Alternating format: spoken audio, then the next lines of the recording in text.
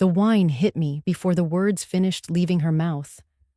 A full glass of Cabernet, cold and sharp against my skin, streamed down my silver dress in front of 200 guests. The scent of tannins and oak clung to me as the deep red stain spread across the fabric, blooming like a wound. For a moment, the string quartet faltered. Forks froze above china plates. I could hear the whisper ripple like wind through dry leaves. Elder abuse? Is that what this is? Some lifted their phones to record, eager to preserve my humiliation. It was my son's wedding day, and it was my daughter-in-law, Sloane, who had just drenched me in wine because I refused her demand.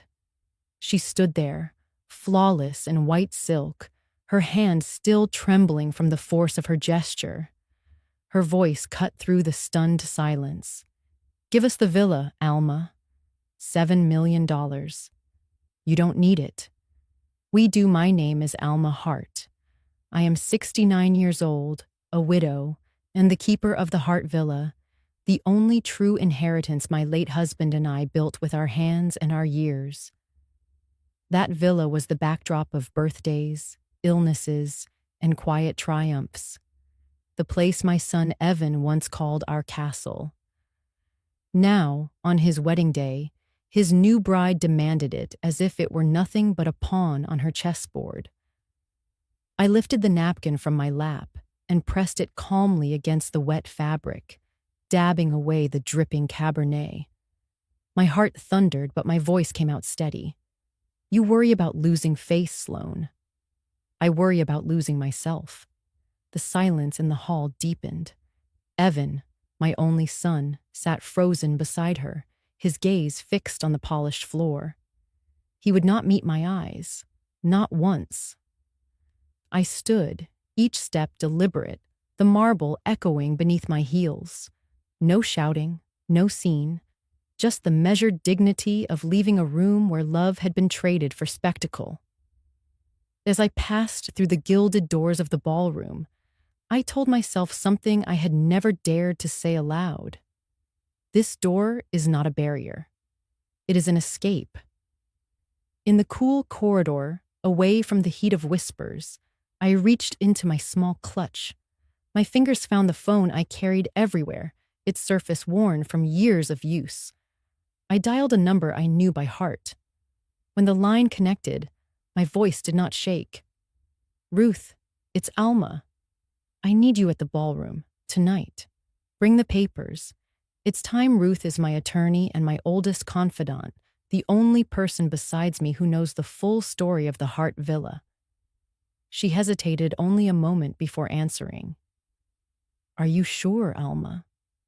Once this begins, there is no turning back. There is nothing left to turn back to, I whispered. Come. Minutes from now, when those doors open, she will freeze in fear. I slipped the phone back into my purse and walked toward the exit. The air outside carried the scent of roses and night-blooming jasmine from the hotel gardens.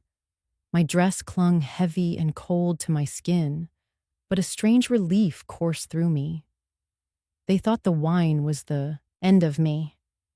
They had no idea it was only the beginning. Before I take you further into this night, let me pause for just a moment. If you have ever felt silenced or underestimated, and you believe in stories where dignity is reclaimed, I would be grateful if you liked this video, subscribed to the channel, and turned on the notification bell. That way, you will not miss what comes next in this journey. Because what unfolded after that glass of wine was not just about a villa worth $7 million. It was about truth. It was about justice. It was about a mother who finally chose not to remain silent. When I stepped out into the cool night air, the sting of wine still heavy on my skin, my mind traveled backward, not to the humiliation in that ballroom, but to the years that shaped the woman who would not collapse tonight. The truth is, the Hart Villa was never just an asset. It was a covenant, paid for with years of sacrifice and stubborn endurance. I remember when Robert, my late husband, first laid the plans across our kitchen table. The villa was a dream drawn on paper napkins, lines smudged with coffee rings. We could not afford it, not really. But Robert believed in building something that would last beyond both of us. I took on 2 jobs then, teaching during the day and waitressing at night, while Robert patched roofs and hauled lumber on weekends. Every dollar was stretched to breaking, every bill paid late, but paid nonetheless.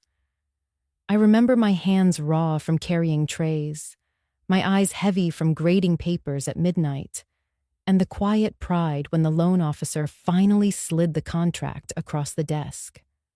The loan was ruthless, the kind of interest rates banks use to force on young couples they did not believe in. But we signed anyway, because we were not buying walls. We were buying permanence, a place our child could anchor himself no matter how stormy the world became. Years later, I can still see little Evan at 8 years old, running across the half-finished terrace with chalk in his hand. He drew crooked towers and dragons, declaring it our castle. He looked up at me with those earnest eyes children have before the world teaches them calculation. "When you're old, Mom, I'll take care of you." I promise. I pressed my palm to his messy hair, laughing through my exhaustion. Promises from children feel eternal when you're desperate to believe them. In those early days, we had nothing extravagant to give him. No vacations abroad, no new bicycles every Christmas. But we had the villa, and within its walls, we stitched together a sense of abundance. We turned the dining room into a classroom when he struggled with fractions. We strung lights across the courtyard one summer when money ran too thin for gifts. And when the winters grew brutal, we slept in the same room to conserve heat. Evan nestled between us as if the villa itself could breathe warmth into his small body. There is one memory that clings sharper than the rest. Evan was 10 when he collapsed one night with a seizure. The hospital bill was more than our mortgage payment. Robert and I emptied savings, sold Robert's old watch, and still came up short. I begged the billing office for leniency. They gave us 1 week. I remember sitting at the kitchen table with tears falling onto the unpaid invoice. The villa's deed lay beside it like a hostage. That was when I placed a cedar box on the table and told Robert, "We will keep our fragments here." Proof that we survived inside went the hospital receipt, along with the silver cufflink Robert had pawned and reclaimed, and later the tiny sketches Evan made of the villa's turrets. That cedar box still rests in my study, its weight heavier than any safe. When I think of Sloane demanding the villa as if it were hers by right, I think of that box. I think of the cufflink scratched by years of wear, the faded hospital bill with numbers that once kept me awake at night.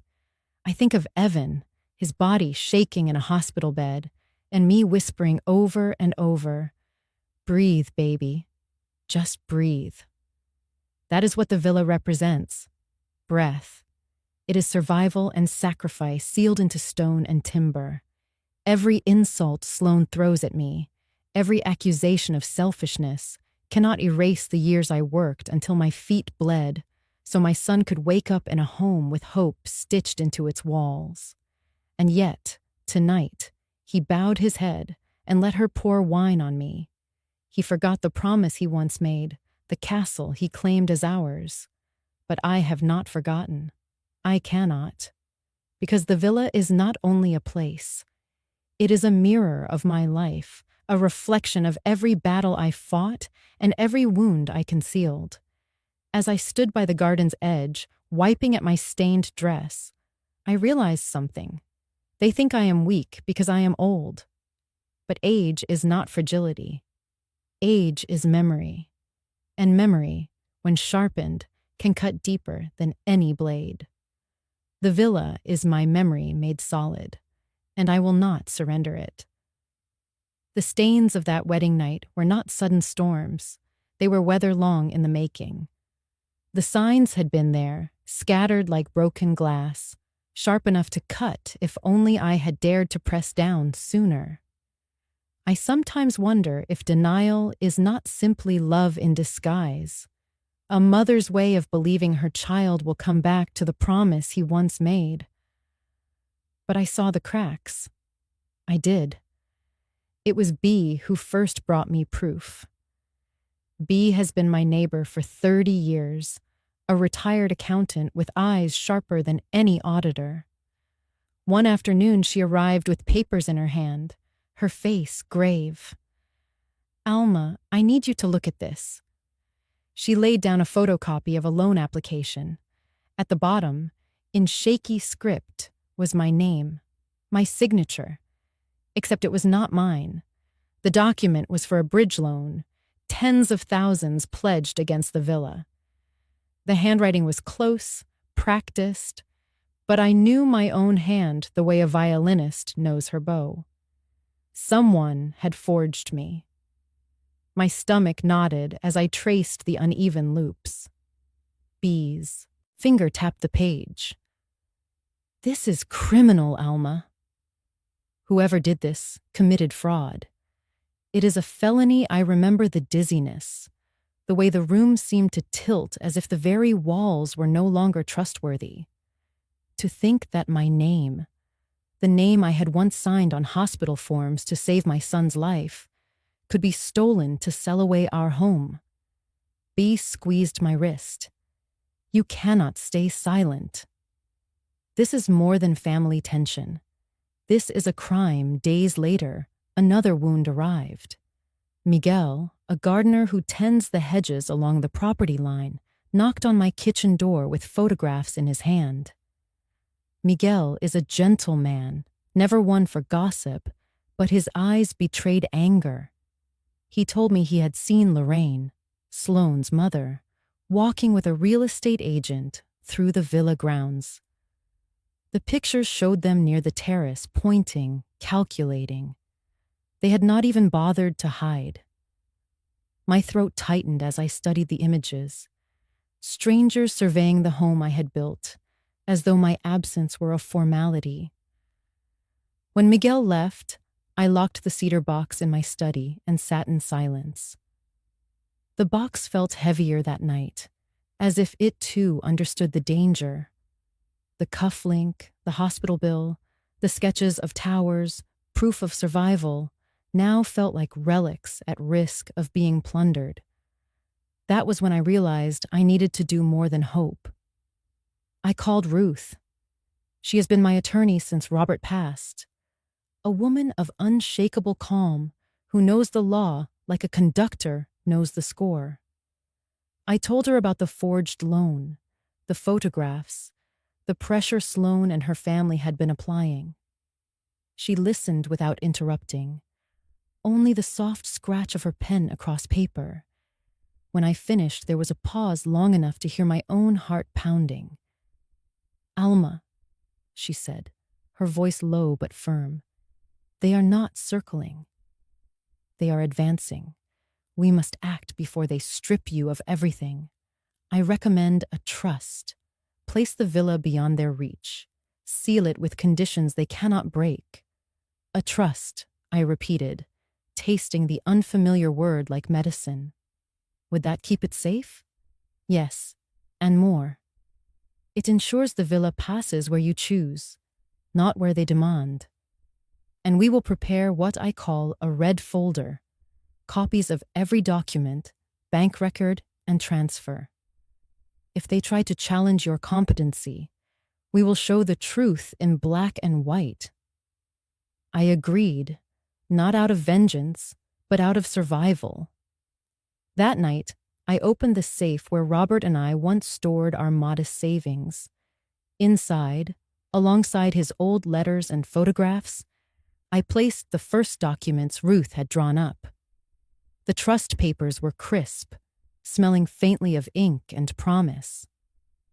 I slid them into a folder with a red cover and set it on the top shelf. That red folder became my shield, a silent sentinel against those who saw me only as a signature waiting to be stolen. The next weeks felt like walking on glass. Evan visited less, his voice over the phone clipped, distracted. When he did come, his eyes wandered, as if measuring the villa with invisible rulers. Once, I found a brochure for retirement communities tucked beneath the sofa cushion after he left. It was glossy, full of smiling faces and promises of safety. The implication was clear. They wanted me out. Still, I clung to dignity. I worked in the garden. I polished the cedar banister. I set flowers in the dining room as if to remind the villa that it was still alive. But at night, the weight pressed heavier. I would sit by the cedar box, running my fingers over the hospital bill's faded ink, whispering to Robert that I had not forgotten our pact. Protect the home. Protect the boy. Even if the boy had forgotten. By the time the wedding day arrived, the stage was already set. The forged signature, the photographs of strangers measuring my terrace, the brochures left like hints of exile. Sloane's hand pouring wine over me was not a surprise. It was simply the mask torn away, the final act of a scheme long rehearsed. But what they did not know was that I had rehearsed too. I had Ruth. I had Bea. I had Miguel. And I had a red folder waiting to speak when my voice might shake. I was not powerless. Not anymore. I returned to the ballroom when Ruth texted that she was at the door. The music had resumed. Laughter skimmed the marble. Cabernet cooled on my skin, but my pulse was steady. Ruth met me under the chandelier, a compact woman with steady shoulders and a leather portfolio. Beside her stood the venue manager. "Alma," Ruth said. "Ready?" I nodded. We stepped forward. Conversations thinned, phones tilted toward us. Sloane turned, her smile lacquered. Evan's jaw tightened. He would not meet my eyes. Ruth's voice carried without strain. "Ladies and gentlemen, I'm Ruth Adler, counsel to Mrs. Alma Hart. There are urgent matters for Mr. Evan Hart and Mrs. Sloane Avery Hart." The quartet stilled completely. Ruth opened her portfolio. First, effective immediately, Mrs. Hart rescinds and terminates any guarantees issued for this event's expenses. The venue has written notice. Payment obligations rest solely with the contracting parties. The manager inclined his head. Sloane laughed, brittle. "She's upset. She doesn't know what she's doing." Second, any guarantee related to the couple's lease is canceled by notice delivered today. 30 days to cure or vacate. Evan's shoulders slumped. A guest whispered that the old woman was dangerous. I was not dangerous. I was done being used. Third, Ruth said, lifting a red-tabbed folder. The Hart Villa is now held in an irrevocable trust. Title has transferred. Management and disposition are governed by a sealed directive executed this afternoon. No party here may demand or coerce conveyance. Sloane's color drained, then flared. "This is elder emotion," she shouted. "Everyone sees it." "She's confused." I stepped forward, the wet fabric cool against my legs. "At this age, I still read the fine print," I said. "You should try it." A few guests stifled laughs. Others stared. Phones lifted higher. Ruth lowered her folder. "Finally, any assertion that Mrs. Hart lacks capacity is defamatory. A capacity evaluation by her physician, dated last month, is on file. If further allegations are made, we will pursue remedies." Ruth handed copies to the venue manager, then to Evan and Sloane. Paper made a crisp sound. Sloane refused hers. We'll contest, she said. You can't just trap the house. You tried to trap me, I answered. The house is only a house. This is my life. The murmur grew. 2 teenagers near the bar filmed. Somewhere, a glass broke. Evan looked up. For a second, I saw the boy who once drew chalk turrets on the terrace. The boy who promised to care for me when I was old. His eyes fell again. The man returned. Ruth closed the portfolio. We are finished. She turned to the manager. If accounts are unresolved, address the contracting parties. Mrs. Hart is not a guarantor. We began to walk. Sloane stepped into my path, red lips trembling. You are humiliating us, she hissed. You'll regret this when you are alone. I felt the cedar box in my memory, the cufflink, the hospital bill, a child's thin breath. I have been alone before, I said. I survived. You poured wine on me because you could not read a boundary. This is the boundary she reached for my wrist. I moved back. Ruth moved forward. Do not touch my client, Ruth said, quiet as a closing door. Security drifted closer. Guests parted to make a lane. Flashes pricked like distant lightning. Whispers hardened into sentences. Elder abuse, forged signatures. The villa is in a trust. A guest touched my sleeve and murmured, Good for you. At the threshold, I paused. The ballroom glowed, sugar flowers and spectacle. I glanced at Evan one last time. He stared at the floor, hands slack at his sides. A groom with no lines left to say.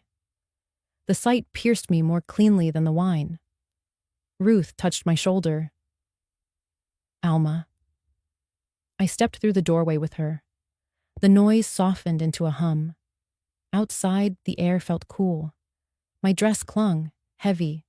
My spine felt light. The videos would spread soon.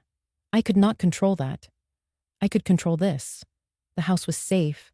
My name was mine again. My voice belonged to me. We walked toward the lobby lights, and I planned what must come next. The morning after the wedding, I believed the worst was behind me. The wine had dried into a stiff crust on my dress, but the trust was sealed, the guarantees revoked, and I told myself that silence would settle. I underestimated how quickly desperation turns into escalation. 2 weeks later, a thick envelope arrived at my villa. The return address was a downtown law firm I did not recognize. My hands trembled before I even slit the seal. Inside lay a petition, stamped in blue ink, declaring that I, Alma Hart, lacked the mental capacity to manage my own affairs. I read the words again and again, as if repetition would soften them. Erratic, unsafe, unable to make rational decisions. My throat closed. Attached was a supporting affidavit signed by a physician, a man I had never met, asserting that my memory was failing, my reasoning impaired.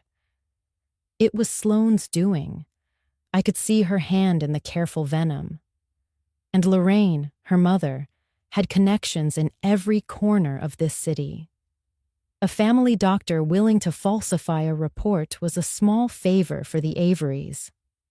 The implication was plain. If the court accepted this petition, I would be declared incompetent.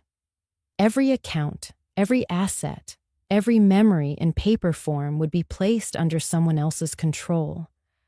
I would become nothing more than a signature blank for them to fill in at their will. I set the petition on the cedar table in my study. The red folder sat above it, heavy with proof of my sanity, my order, my careful record-keeping. I touched its spine, reminding myself I was not defenseless. But my heart ached in a deeper place. It was not strangers who wanted to erase me. It was my son and his wife. I sat there until evening shadows filled the room, replaying the moment Evan was 10 and burning with fever. His small hand clutched mine. His eyes searched for safety. That night, I signed every form the hospital pushed toward me, never thinking of cost, only of keeping him alive. And now, decades later, my signature had become their target. The circle of care had twisted into a noose. At last, I called B. Her voice was brisk as ever. "Alma, you sound shaken." "They filed against me," I said, holding back tears. "They want the court to say I can't manage myself. They used a false doctor's note. They want me erased." There was silence on the line, then the scrape of her chair. "Listen to me," B said. "This is serious, but it is not final. We fight it with evidence, bank records, receipts, calendars, every proof that you are capable. We make a timeline. We gather witnesses, and we do it today." Her certainty steadied me. "Do you think we can win?" "We will not just win," B answered. "We will expose them. This is not family conflict anymore. This is attempted financial abuse. The court will see it if we build the case carefully." I hung up with new resolve.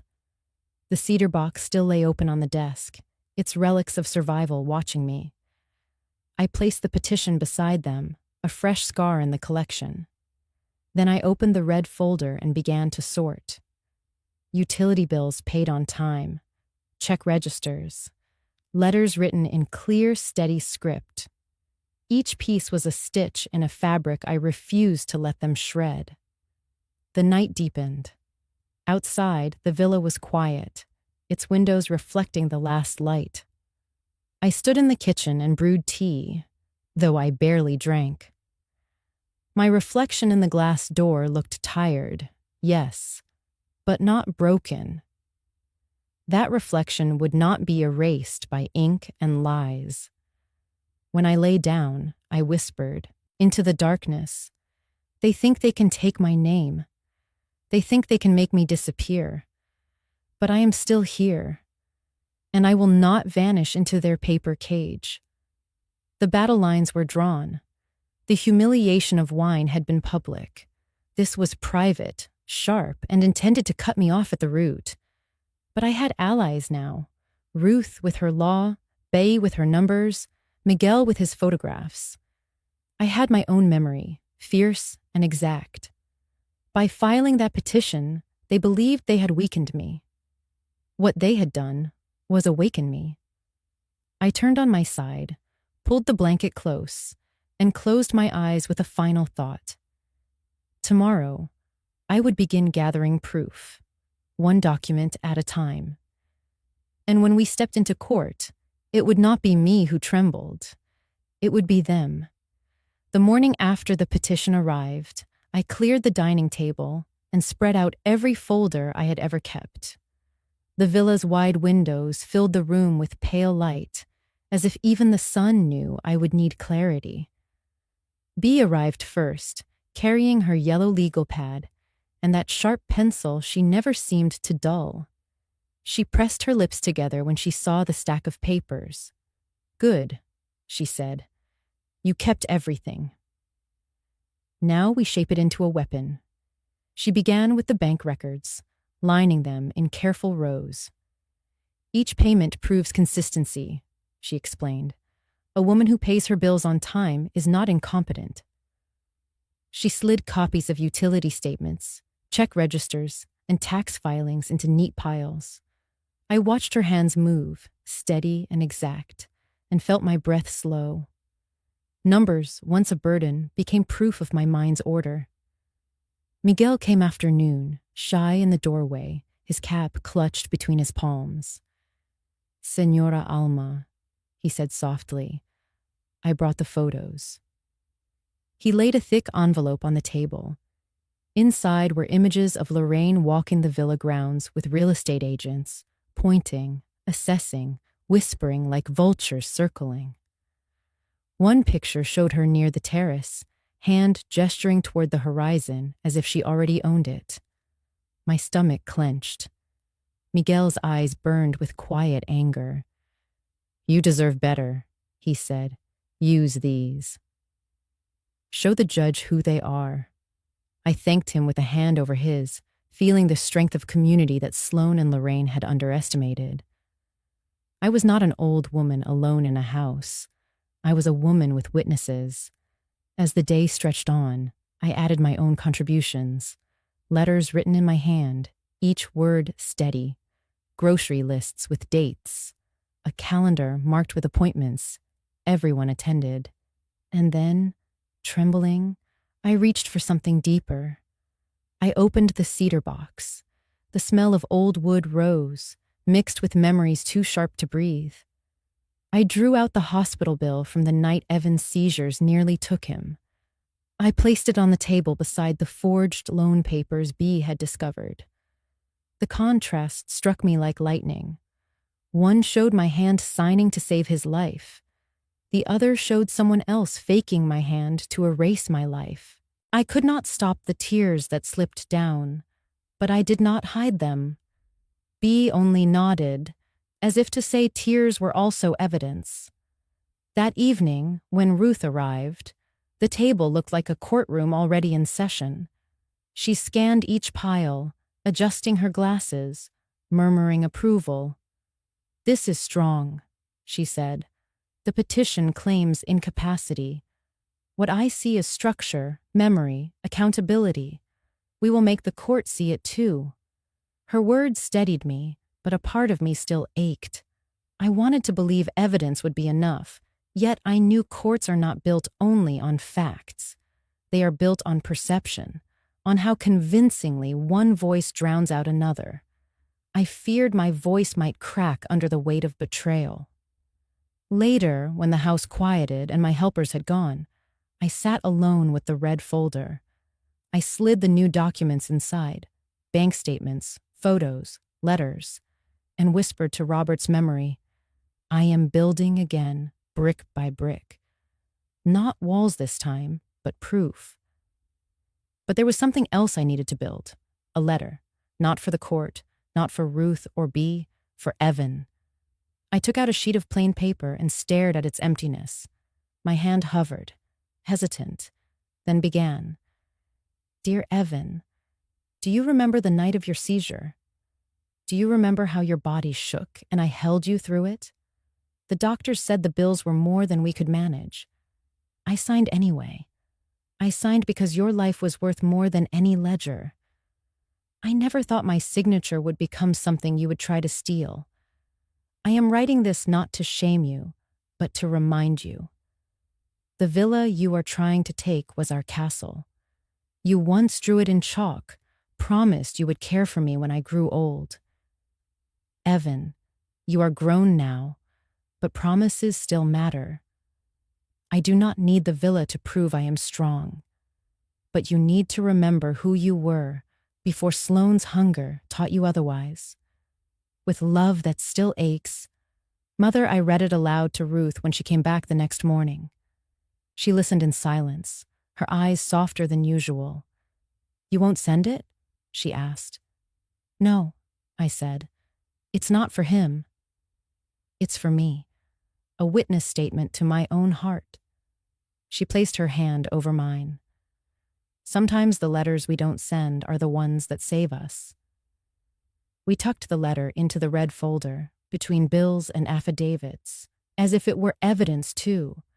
Evidence not of competence, but of care. When I closed the safe that night, the click of the latch sounded final, like the closing of a courtroom door. For the first time since the wine spilled across my dress, I felt steadier. They could accuse, they could falsify, they could gather lies. But I had gathered something stronger. Proof, memory, allies. And in the quiet of my villa, I whispered to the walls. They wanted me to vanish. Instead, I am preparing to be heard. I asked Evan to meet me at the villa on a late afternoon when the sky was soft with fading light. He arrived alone, his suit jacket wrinkled, his tie loose, carrying the weight of a man who wanted to be somewhere else. When he stepped into the foyer, his eyes darted around the familiar walls as though they were strangers to him. "Mom," he said, his voice flat. "You wanted to talk." I nodded and led him to the terrace where he used to play with chalk, where dragons and crooked towers once decorated the stone. I set 2 glasses of water on the table. No wine, no ceremony. Just truth waiting to be spoken. For a while we sat in silence. The fountain bubbled in the courtyard, filling the space his words could not.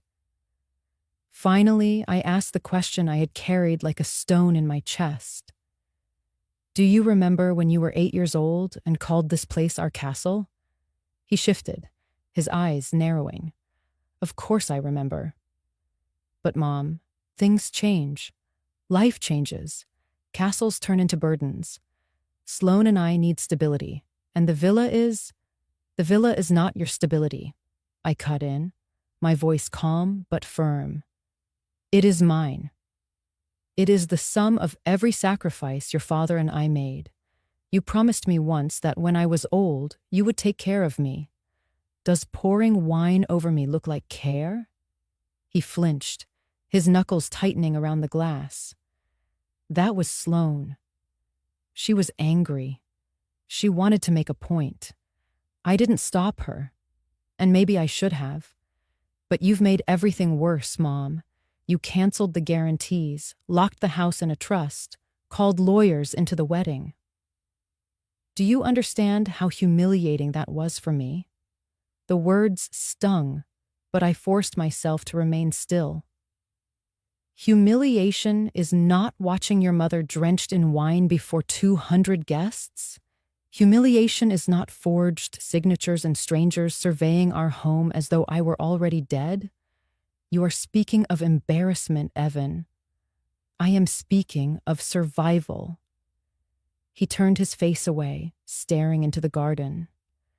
I reached into the folder I had brought with me and slid a faded page across the table. It was a hospital bill, the one from the night he seized in my arms. His eyes flicked down, then froze. "Why are you showing me this?" "Because you need to remember. You were 10 years old. The doctor said the treatment would bankrupt us. I signed anyway. Your father pawned his cufflink. I begged the billing office for 1 more week. We kept this house because I refused to let you die. This villa is not a burden, Evan. It is proof that we fought for you. And now you are trying to sell it as though it were a set of keys you can hand over at a wedding." He pressed the paper with his palm, staring at the faded ink. His mouth opened, then closed. His face looked younger in that moment, haunted.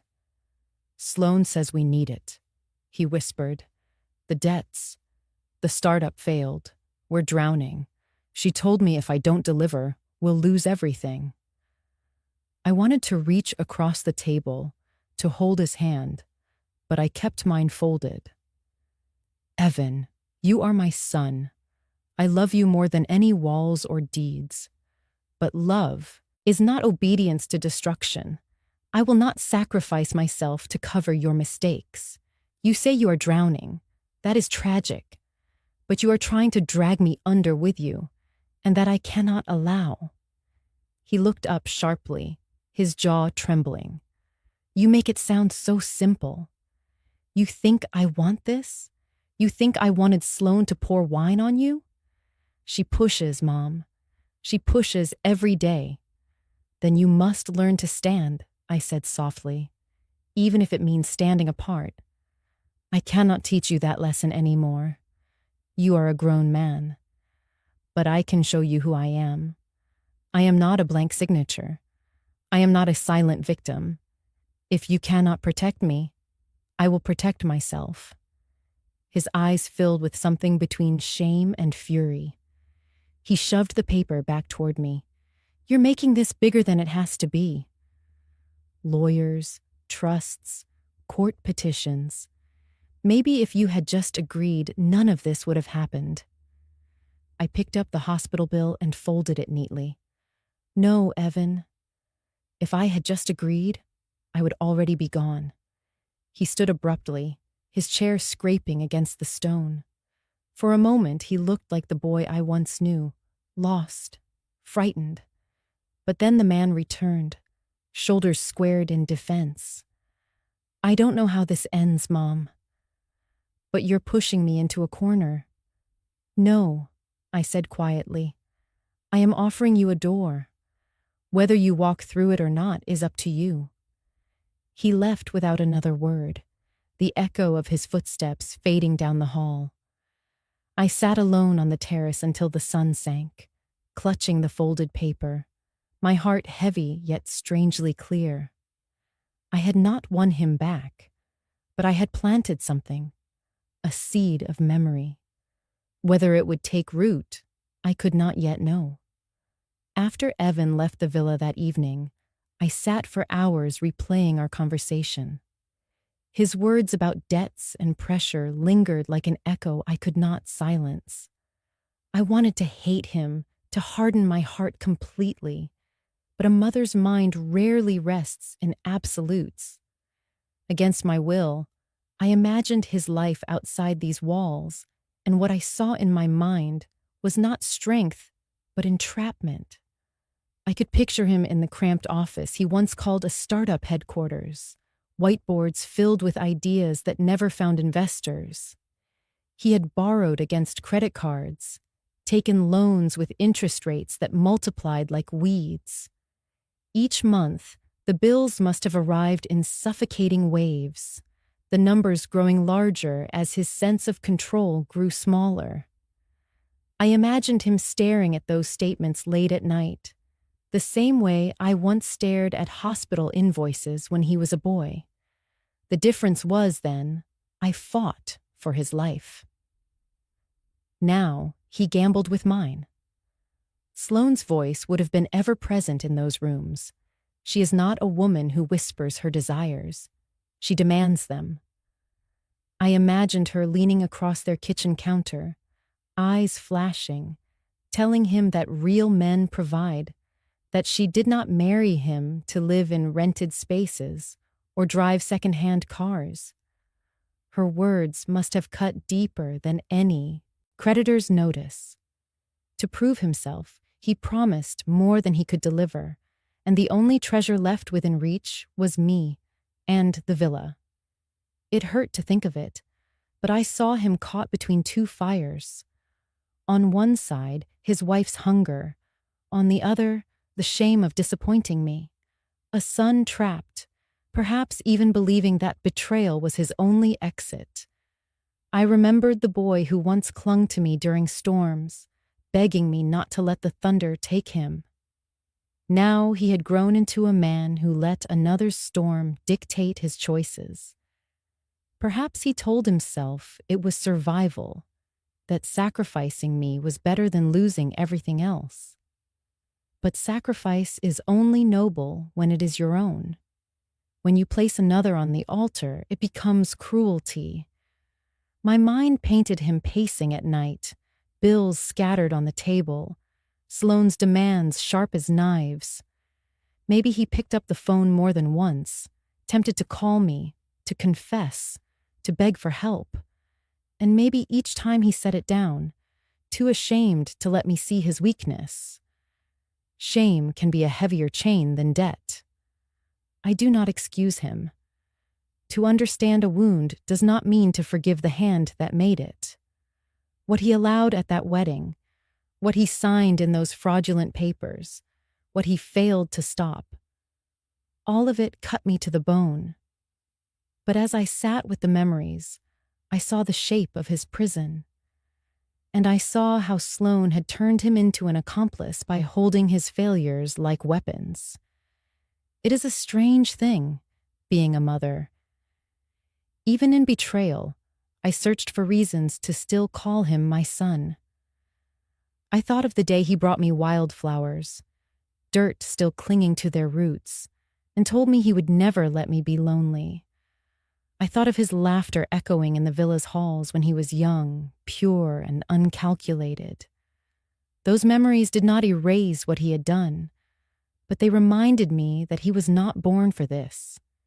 He was shaped into it, pressed by greed, by failure, by the weight of a marriage that fed on conquest instead of compassion.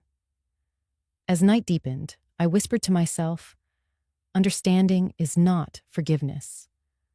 I could pity the trap he was in, but I could not release him from responsibility. The court would ask who had forged, who had lied, who had tried to strip me of capacity.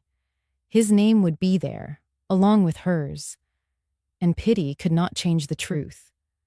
Still, in the quiet, I held on to a thin thread of hope, that one day he might remember the boy who drew castles in chalk and made promises without being asked. But until that day came, if it ever did, I would stand firm. My dignity, my home, my name, these were not negotiable. The weight of his struggles might explain his choices, but it did not absolve them, and I would not let compassion be twisted into surrender. The night before the trial, the villa was hushed, almost reverent. I moved slowly through its rooms as though I were preparing it for judgment too. Every creak of the floorboards, every familiar shadow, felt like a witness standing with me. I lit only one lamp in the study, leaving the rest of the house in twilight. The red folder sat on the desk, swollen with documents, a silent arsenal waiting for morning. I found myself drawn once again to the cedar box. My hands lingered on its lid before I opened it. Inside lay the fragments of my past. Robert's cufflink, the faded hospital bill, Evan's childlike sketches of the villa. Tonight, they felt heavier than ever, relics of promises both kept and broken. I lifted the hospital bill, the paper brittle under my fingers, and pressed it against my chest. It was proof of why I had fought all these years, and also proof of how far I had fallen in my son's eyes. On the desk, I unfolded the napkin from the wedding, still stained with dried Cabernet. The blotch had turned from crimson to a dark rust color, but its outline was sharp. I smoothed the fabric flat, studying it as though it were scripture. That stain was humiliation, yes, but it was also clarity. It marked the line between the years I stayed silent and the moment I began to fight. I whispered a prayer, though I wasn't sure to whom. I don't ask to win, I said softly. I only ask for truth to be seen. If tomorrow brings justice, let it be because I stood without fear. Ruth had warned me to be ready for cruelty. They will try to provoke you, she told me earlier that day. They will call you unstable, fragile, incapable. If you falter, they will use it as proof. You must hold steady, Alma. No matter what they say, your dignity is your strongest evidence. Her words repeated in my mind now, steadying me. I knew she was right. Courtrooms are not only about facts, they are theaters where perception becomes verdict.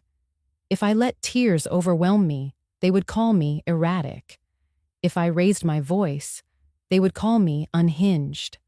My silence would need to speak louder than their accusations. I sat down and wrote in my journal, lines that might never be read by anyone but me. They want me erased. But tomorrow, I will write myself into the record. Not as a relic of age, not as a confused woman, but as Alma Hart, keeper of memory, defender of dignity. The pen moved more easily after that. I wrote down what I wanted to remember in the courtroom. The warmth of Evan's small hand when he was a child. The sound of Robert's laughter echoing in these halls. The scent of jasmine drifting in through the villa windows on summer nights. These were anchors, proof that I was more than the caricature they would try to draw. Before bed, I walked to the window overlooking the garden. The moonlight washed the hedges silver. I thought of Miguel, of Bay, of Ruth, people who stood with me not out of obligation but out of respect. Their loyalty was another kind of evidence, proof that I was not alone, proof that my worth had not vanished into age. When I finally lay down, I placed the napkin with its dried stain on the nightstand beside me. I wanted to see it first thing in the morning, a reminder of where this battle began. My heart was restless, but my resolve was firm. Sleep came slowly, threaded with dreams of voices calling me both saint and fool. In the last quiet moment before dawn, I whispered again, not for revenge, not even for the villa, for my name, for my right to still be seen. And with that prayer, I closed my eyes, ready to face the morning. The courtroom was colder than I expected, its walls tall and pale, its benches crowded with strangers who came to witness a family unravel. I sat at the respondent's table beside Ruth, my attorney, my hands folded tightly in my lap. The red folder rested between us like a shield. Across the aisle, Sloane glared, her face painted in calm arrogance. Lorraine sat behind her daughter, whispering strategy. And Evan, my son, avoided my eyes entirely, his gaze fixed on the polished floor as though it could offer him an escape. The opposing lawyer rose first, his suit sharp, his voice sharper. "Your Honor," he began, "we present evidence that Mrs. Alma Hart, age 69, has demonstrated erratic behavior and unsafe judgment. She has canceled financial guarantees impulsively, disrupted her son's wedding, and made decisions that jeopardize the stability of her family." He gestured toward me, his tone dripping with practiced pity. "This is not malice, Judge. This is concern. Our clients seek to protect Mrs. Hart from herself, to protect her legacy from being squandered by confusion, instability, and advancing decline." Each word was a scalpel, cutting away at my humanity, reducing me to a diagnosis that had never been mine. I felt eyes on me, the weight of every stranger's judgment pressing down. For a moment, my chest tightened, fear clawing to the surface. Ruth's hand brushed mine beneath the table, grounding me. The lawyer continued, parading his witnesses. A physician testified to a report I had never authorized. He claimed my memory was fading, that I had difficulty maintaining rational thought. His words were smooth, but I heard the cracks. He had not once met me, not once spoken to me directly. Still, his white coat lent him credibility in the room. Another witness claimed I was combative at the wedding, that I had disrupted the celebration with legal documents. I wanted to laugh at the absurdity. They had poured wine over me, humiliated me in front of 200 guests, and yet I was branded the disruptor. When their lawyer concluded, silence filled the room. The judge's eyes turned toward me. "Mrs. Hart, do you wish to respond?" I rose slowly, my knees stiff but my spine unbending, every gaze fixed on me. I could hear Ruth's advice in my ear. "Steady, Alma. Your dignity is your testimony." "My name is Alma Hart," I began, my voice clear though my hands trembled slightly. "I am 69 years old. I have managed my household, my finances, and my affairs without fail for decades. I raised my son in the villa they now seek to take. I worked 2 jobs to build it. I paid every bill on time, even when it meant skipping meals.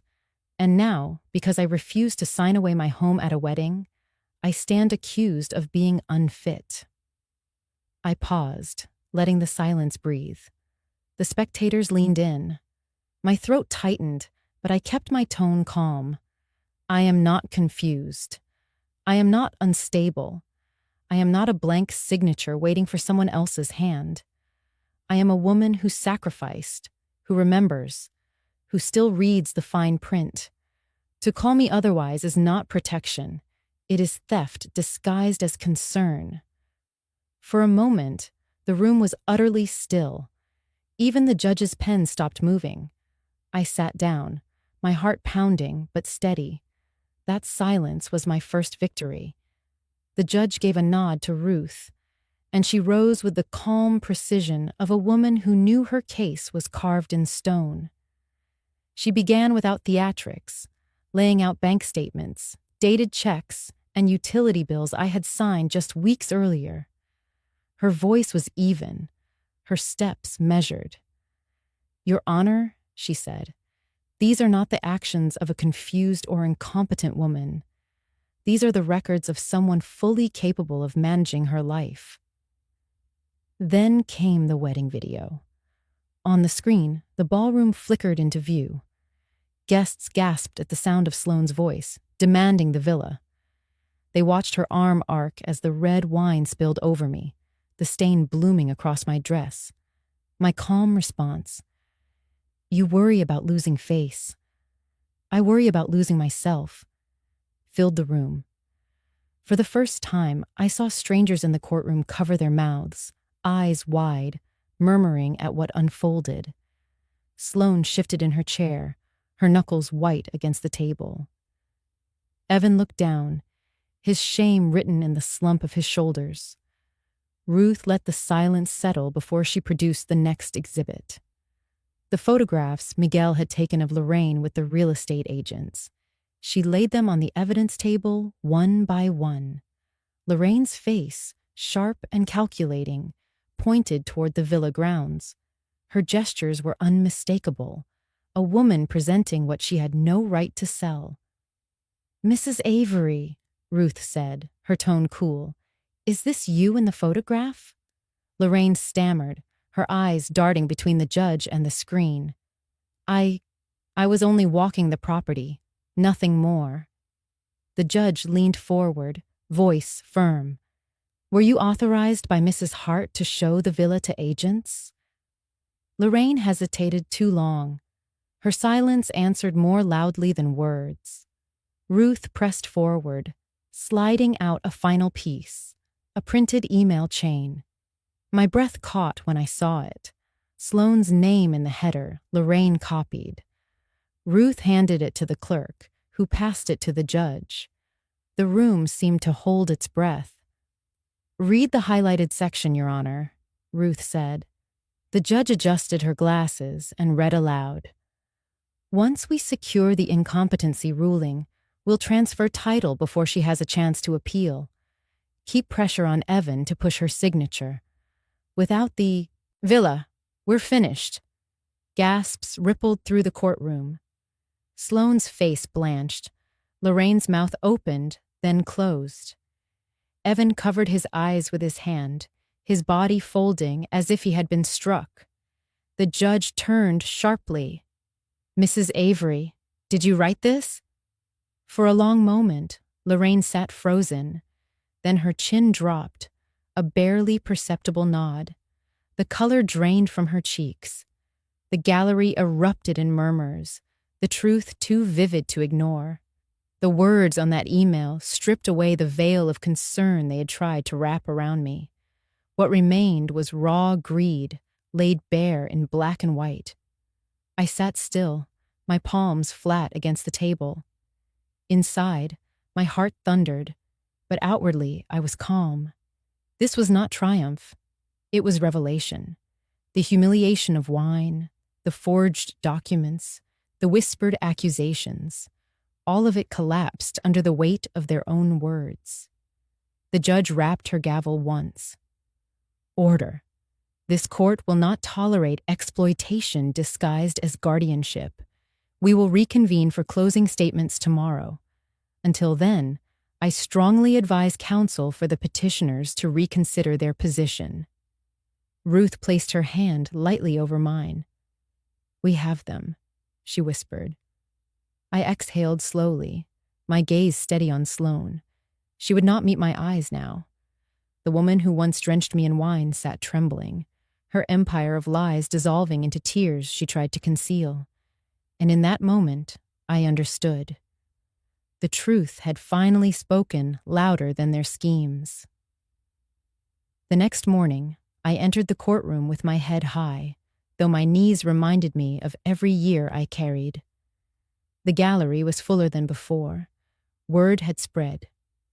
Strangers wanted to see how the story of a mother and her son would end. I settled into my chair, the red folder beside me, and folded my hands in my lap. Ruth gave me a reassuring nod, her calm more solid than the marble columns above us. The judge began without ceremony. Her voice was measured, but there was no mistaking its weight.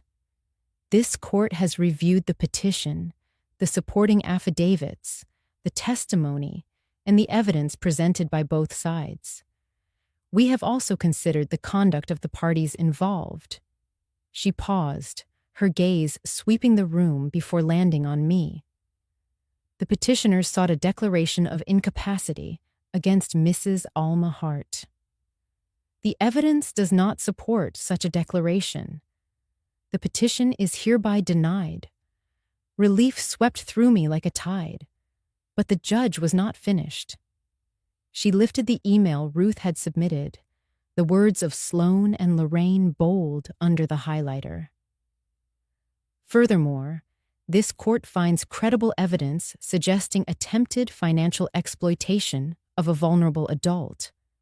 Accordingly, the matter will be referred to the district attorney's office for further investigation. Gasps echoed across the courtroom. Sloane's painted mask cracked.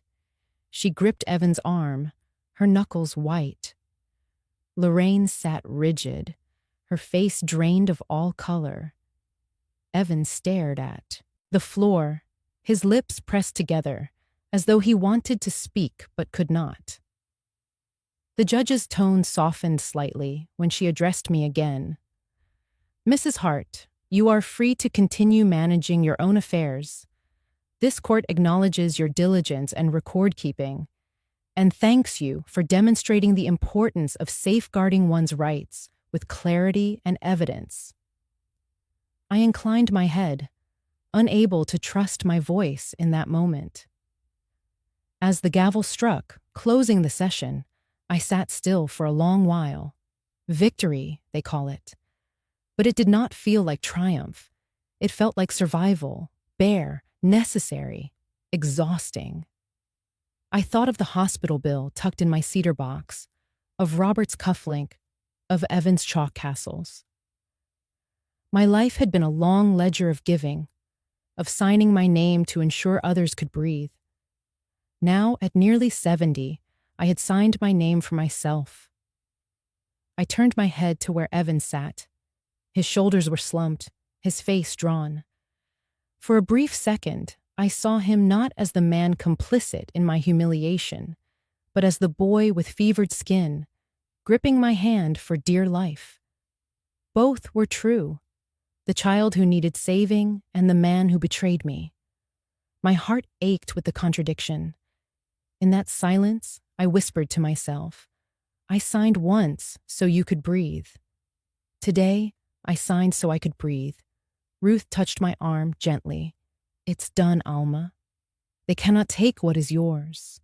I nodded, though tears blurred my vision. Justice had been served, but justice is never simple. It is not a balm. It is a reckoning, and reckonings leave scars. As we left the courtroom, I carried no papers in my hands. The red folder stayed in Ruth's bag, but its presence lingered with me, a reminder that my dignity had not been erased. The courthouse doors opened onto the wide street, and I stepped out into the daylight, the sound of city traffic rising around me. For the first time in weeks, I felt air fill my lungs without the weight of fear. Justice had spoken. Now I would decide how to live with it. The morning after the verdict, the villa was quiet, in a way I hadn't felt in years. No footsteps, no voices pressing me for favors or signatures. Only the sound of wind brushing against the shutters, a reminder that silence can be a form of freedom. I stood in the kitchen with a stack of envelopes and a pair of scissors. Today was not about celebration. Today was about cutting the ties that had bound me to their control. I began with the bank accounts. Evan had once been added as a secondary signer, an old decision made when he was in college, when I believed trust was the same as love. I called the bank manager, a steady woman who had followed the trial in the news. "Yes, Mrs. Hart," she said firmly. "We'll remove all secondary access immediately. You'll be the sole authority." Her voice carried no judgment, only respect. When I hung up, I felt lighter, as though an invisible rope had been loosened from my throat. Next came the credit. Cards. Evan and Sloan had both carried supplementary cards for years, first justified as emergency backups, later used freely without a word of thanks. I took the scissors to them, one by one, the blades crunching through plastic with a sound more satisfying than applause. Each cut was a boundary restored. I gathered the broken pieces in a small bowl, fragments of what had once drained me. In the study, I pulled out a stack of automatic payment slips, the ones that funneled money toward expenses that were never mine. Subscriptions, luxury memberships, even a car lease Evan had insisted I cover temporarily. I sat at the desk with a red pen, marking each one. Canceled, canceled, canceled. My hand moved faster with every stroke. By the time I finished, the desk was littered with the wreckage of obligations I no longer carried. Then I opened the safe. The red folder sat at the top, firm and resolute. But today I reached deeper, pulling out an older binder filled with letters, receipts, reminders of every time I had stretched myself thin to keep Evan afloat. I flipped through them slowly, not with bitterness, but with clarity. The past was real, but it was no longer a debt I owed. I took out the papers that no longer belonged in my life and placed them into a box marked for storage.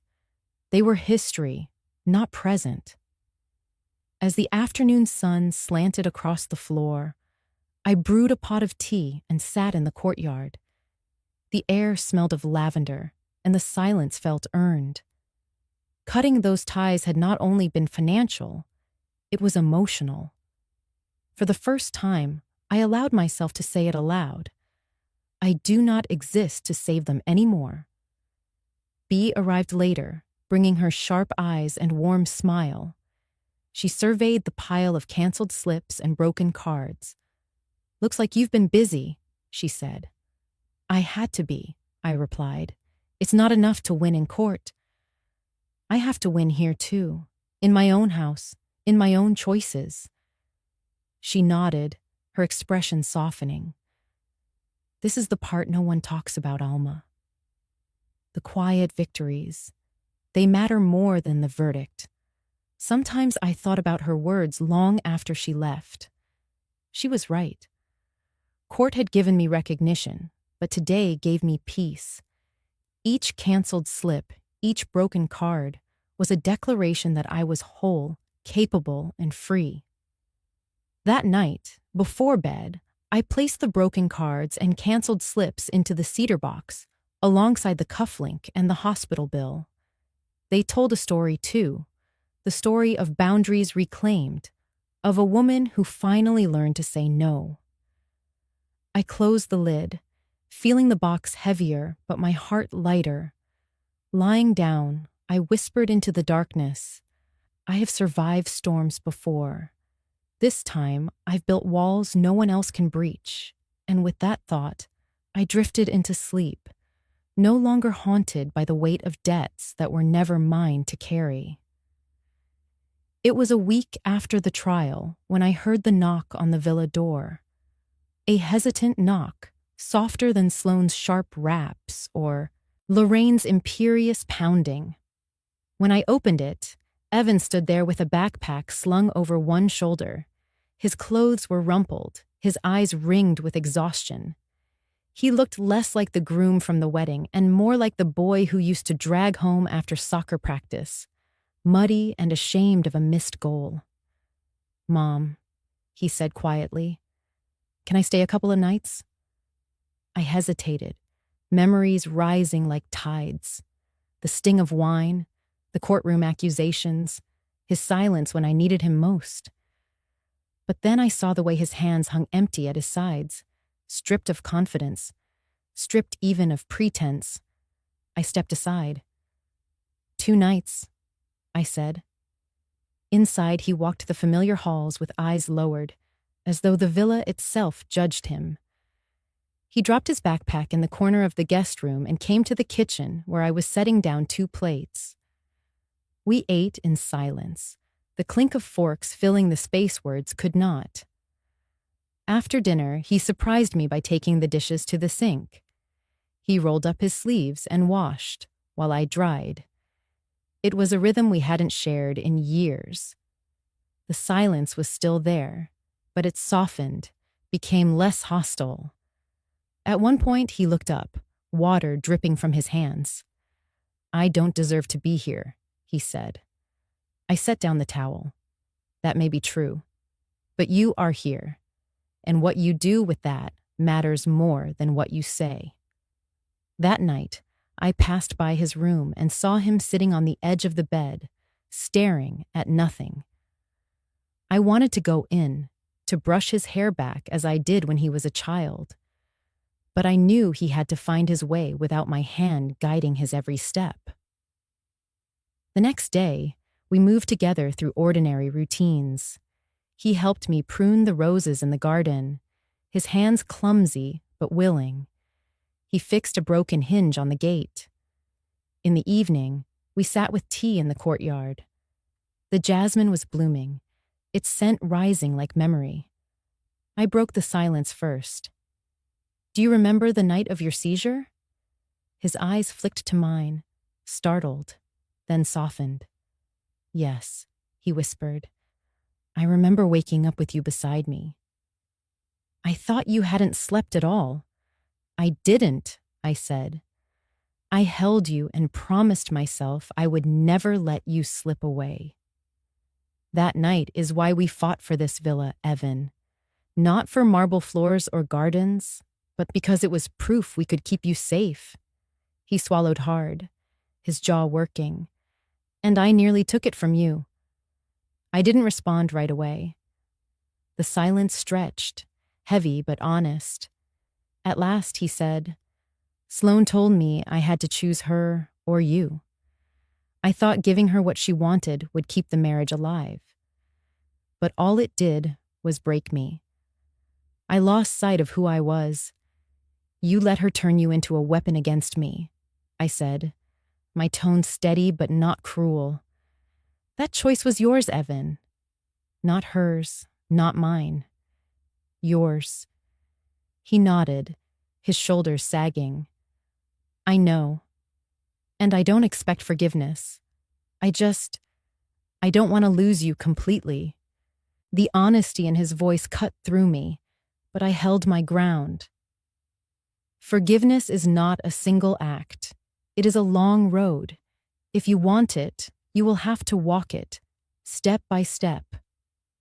On the 3rd morning, he emerged from the guest room with his backpack again. He looked better rested, but his eyes carried the weight of realization. As I poured coffee, he stood in the doorway, hesitant. "I think I need help," he said. "Real help. A counselor, someone who can teach me how not to repeat this." I set the cup down, meeting his gaze. "That is the first step, Evan. Take it. But do not expect me to walk it for you." He nodded, shouldering the backpack. "Thank you for letting me stay." I didn't embrace him. I didn't offer soft words to erase the pain. I simply said, "Go do the work. That is how you'll know if you still belong here." When the door closed behind him, I sat alone in the quiet kitchen. My heart ached, but not with despair. It ached with the fragile hope that perhaps, someday, He might become again the boy who once drew castles in chalk. But even if he didn't, I had drawn my own boundaries, and they would hold. It was a gray morning when I found the envelope at the villa gate. The paper was cream-colored, thick, the kind used for wedding invitations and apologies that arrive far too late. My name, Mrs. Alma Hart, was written in a hand I recognized at once, Lorraine Avery's. I stood there for a moment, the air damp with drizzle, before picking it up. Inside was a check, large enough to turn heads at any bank, and a folded letter. My hands did not tremble when I opened it. The ink was dark, the sentences measured, but the desperation bled through. Alma, it began. I am writing because I have no choice. The investigation has begun.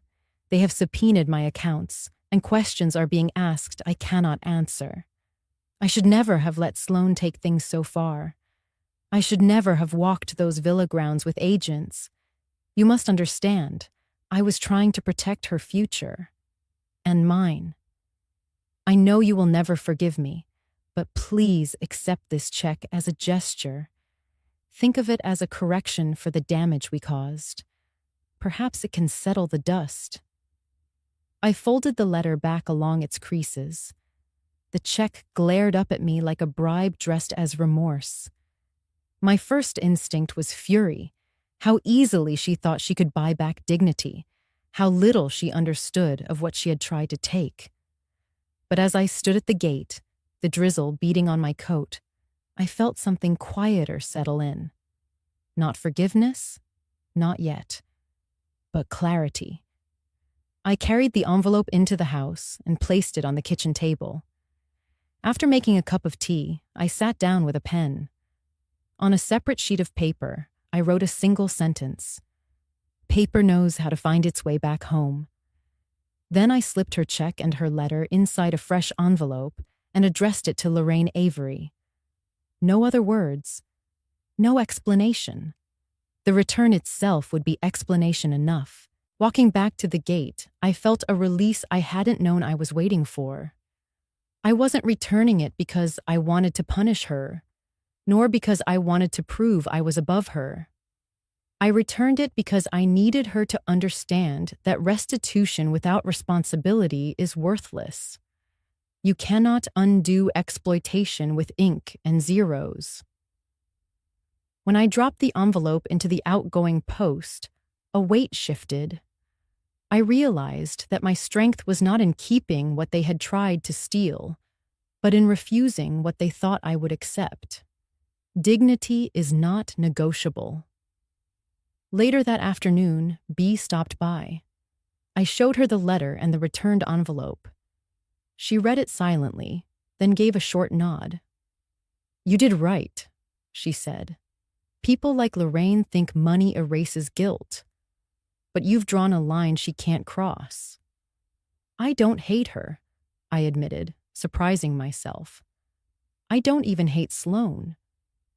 What I hate is the way greed convinces people that love and loyalty can be bought. That's the sickness, not just in them. In so many families, B touched my hand. And maybe that's why your story matters more than just to you. Maybe it's bigger." Her words lingered with me long after she left. That evening, as the drizzle cleared, I sat on the porch with the cedar box beside me. I opened it, looked at the cufflink, the hospital bill, the chalk sketches, and now, the small envelope I had used to send Lorraine's letter back. Proof that boundaries can be drawn even after years of silence. Proof that restitution is not acceptance. I whispered into the dusk, "I release you, Lorraine. But I do not absolve you." And with that, I felt the faintest calm spread across my chest. The check would make its way back to her, and she would understand in her own quiet house that Alma Hart could not be purchased, not with millions, not with apologies written too late. The villa lights glowed behind me, warm and steady. For the first time in many years, I felt the walls breathe peace, and I knew this was the true inheritance I wanted to leave behind. Not money, not marble, but the lesson that dignity has no price tag, and justice sometimes looks like a returned envelope. The idea for the heart table came one quiet evening as Bea and I sat on the villa porch sipping tea. Ruth had joined us after work, her briefcase still at her feet, her shoulders finely relaxed.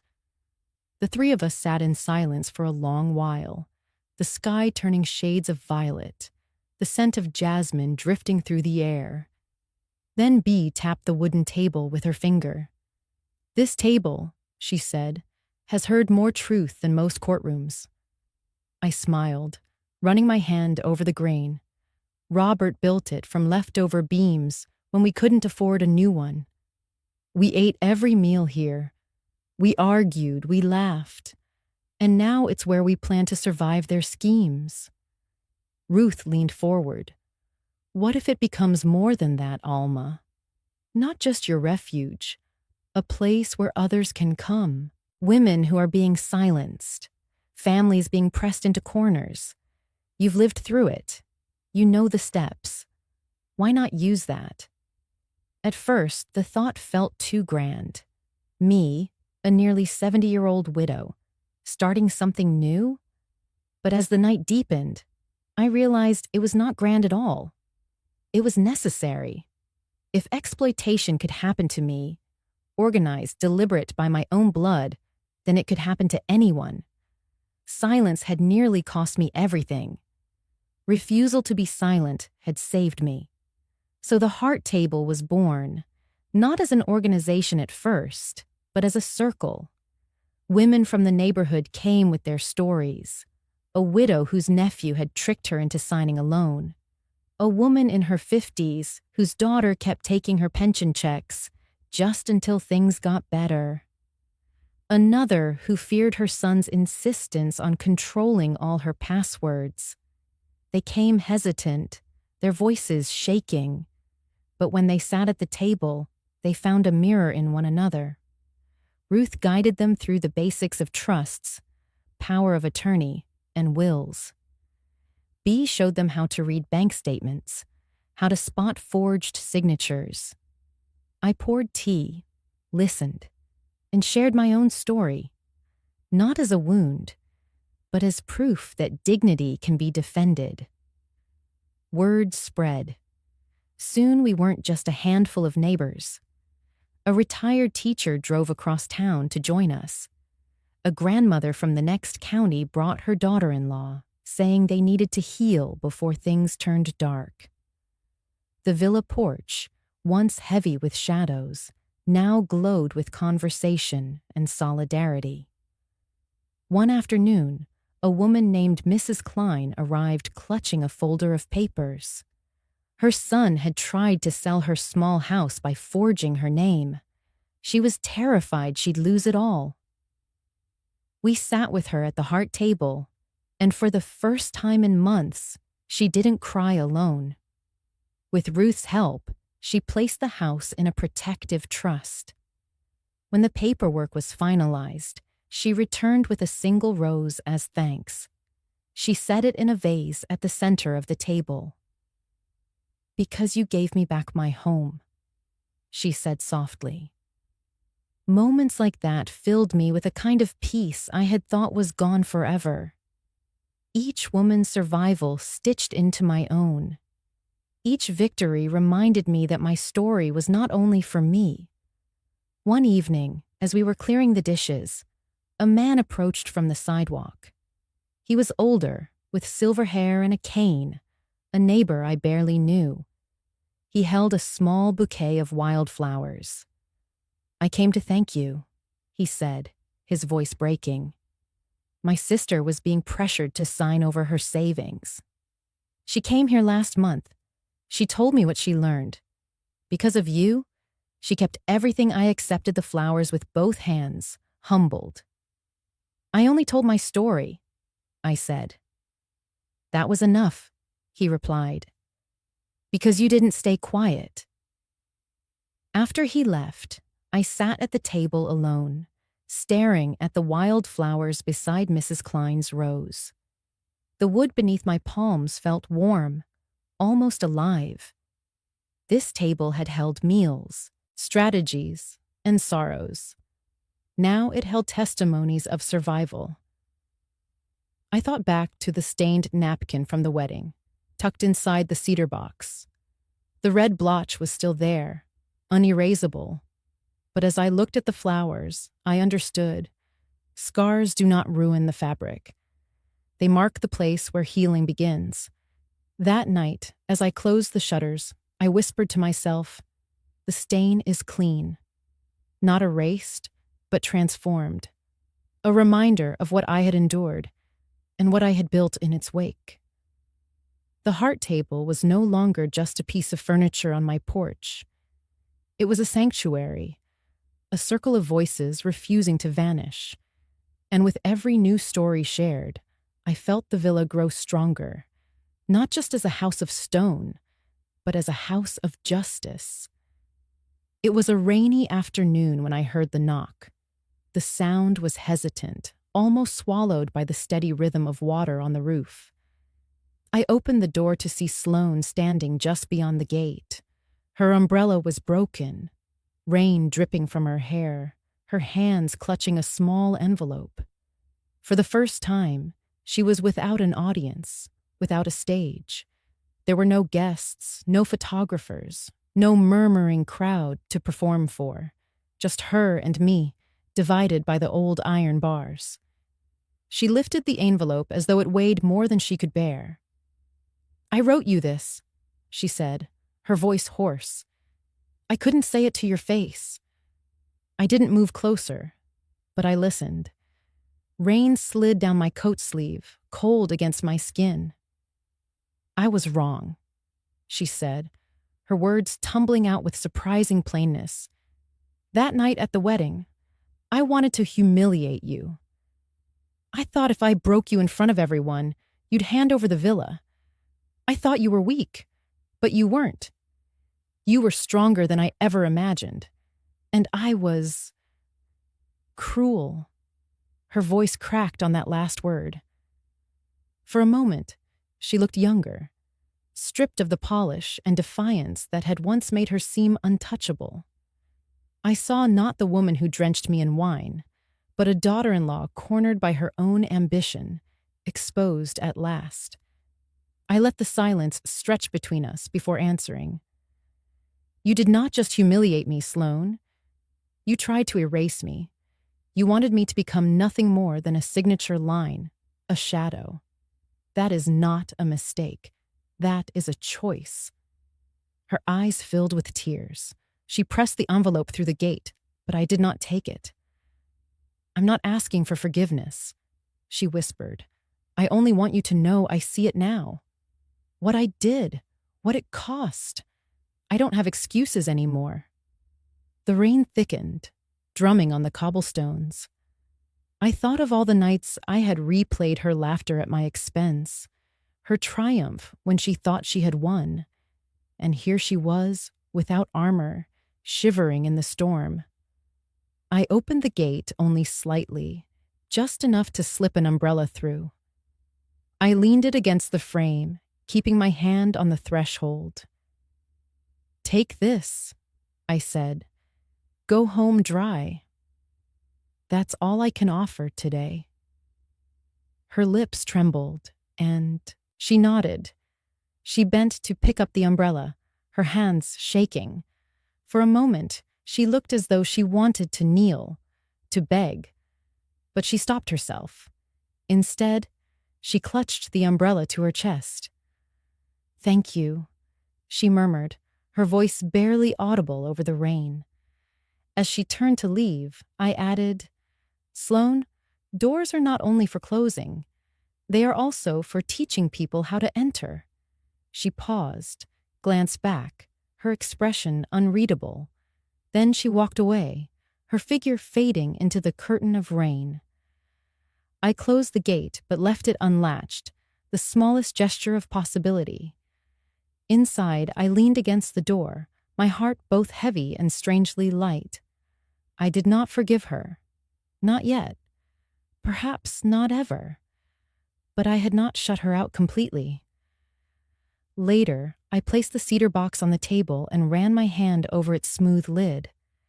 Inside was the napkin still stained with wine. For months, it had been a symbol of humiliation. Tonight, it felt like a scar, permanent, but no longer bleeding. I whispered to myself, "A door is not a wall. It teaches you how to step through." The rain eased, leaving the air fresh, the villa quiet. I sat by the window, watching droplets slide down the glass, each one catching the light before disappearing. Sloane's knock lingered in my ears. Not an ending, not yet a reconciliation, but something fragile, something human. The threshold had spoken again, and this time I had been the one to decide how wide it opened. 2 years have passed since the courtroom verdict, since the rain-soaked knock on my gate. Time, I've learned, does not erase scars, but it does teach them to breathe. The stain on the wedding napkin remains, but its color has faded to something softer. When I take it out of the cedar box now, I don't flinch. I see it for what it is, a mark of survival, not shame. In those 2 years, the heart table grew far beyond the villa porch. At first, it was still a small circle. Bea, Ruth, myself, and the neighbors who dared to whisper their struggles. But word spread faster than I ever expected. Women came from across the county, some arriving by bus, with nothing but a folder of documents and trembling hands. They carried stories of forged checks, pressured inheritances, stolen savings. Every voice added to the chorus. We are not invisible. Soon, we needed more than a porch. Ruth suggested the community center, and the director offered us a hall on Thursday evenings. The first night we met there, the room was packed. I stood at the front, not as a victim anymore, but as someone who could say, "I know what it feels like. And I know you can stand too." The applause that followed was not for me alone. It was for every woman who had survived and chosen to speak. We called ourselves the Heart Table Network. What began as tea and testimonies became workshops on trusts, seminars on financial literacy, even quiet legal clinics. Younger volunteers joined, eager to help their mothers and grandmothers hold their ground. What humbled me most were the letters, envelopes arriving from women I had never met, thanking me for showing them they weren't powerless. Some enclosed photographs of homes they had saved. Others simply wrote, "Because of you, I said no." One day, a publisher approached us after attending a session. "These stories should be heard," she said, "not whispered, not hidden, shared." At first, I resisted. My instinct was to protect, to keep the wounds of these women safe in privacy. But the women themselves urged otherwise. "If people hear us," Mrs. Klein said, "maybe they'll stop thinking we're just frail or confused or burdens." So we began writing, all of us together, each story a thread in a larger tapestry. The book became Clean Scar, a title chosen from my words at the villa porch. When it was published, I held the first copy in my hands, the pages heavy with courage. And when I spoke at the library on launch day, I saw rows of faces nodding, crying, and clapping not for me, but for themselves. Evan came to that reading. He sat in the back row, no longer hiding behind shame. In those 2 years, he had gone to counseling, step by step as he promised. He trained to become a counselor himself, specializing in family estrangement and reconciliation. He told me one evening, while helping me in the garden, "I want to make sure no one else does what I did.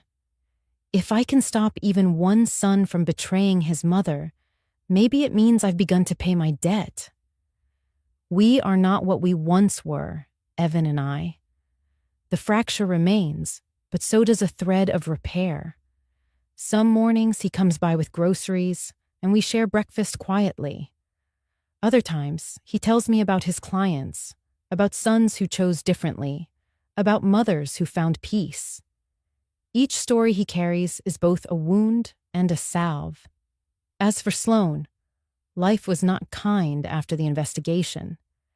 She and Evan divorced a year after the trial. The fines and the legal costs drained her, and she moved into a small apartment far from the circles where she once paraded her jewels. I rarely saw her, except in passing glances in town. And yet, one day she appeared again at the villa gate, not with demands, not with arrogance, but with weary eyes. She did not ask to come in. She simply stood there, silent. I opened the door a small crack and let silence speak between us.